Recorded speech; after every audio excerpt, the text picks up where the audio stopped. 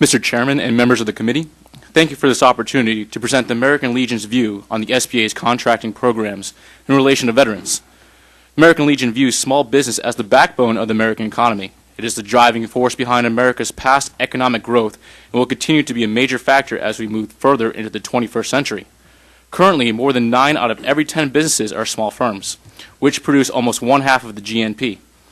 The impact of deployment on self-employed reservists is severe, with a recorded 40% of all veteran-owned businesses suffering financial losses and in some cases bankruptcies. Many small businesses have discovered that they are unable to operate and suffer some form of financial loss when key employees are activated. Additionally, the Office of Veterans Business Development within the SBA remains crippled and ineffective due to a token funding of only $750,000 per year. This amount, which is less than the office supply budget for the entire SBA, is expected to support an entire nation of veteran entrepreneurs.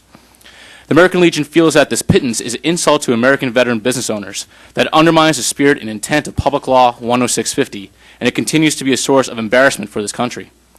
The American Legion strongly supports increasing funding of the SBA's Office of Veterans Business Development to $2 million. This will provide enhanced outreach and community-based assistance to veterans and self-employed members of the Reserves and National Guard. Additionally, the American Legion supports allowing this same office to enter into contracts, grants, and cooperative agreements to further its outreach goals.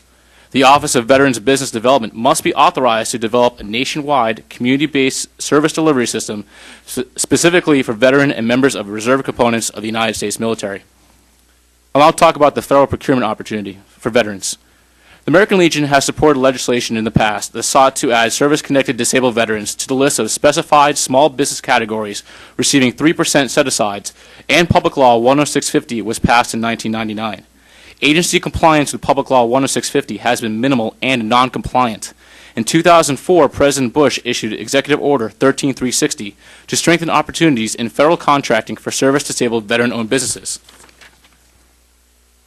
In contrast to the SBA scorecard, if you delve a little deeper, the following agencies have failed to meet the 3% goal for fiscal year 06 for service-disabled veteran-owned businesses that has been established since 1999 and enhanced by the Executive Order in 2004.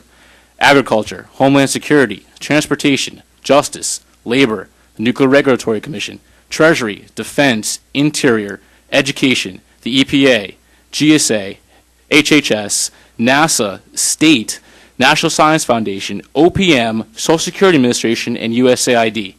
Once again, these 19 agencies did not meet the 3% goal. SDVOBs had the potential to be awarded approximately $7 to $8 billion for fiscal year 06 and about the same for fiscal year 07. Some brief recommendations.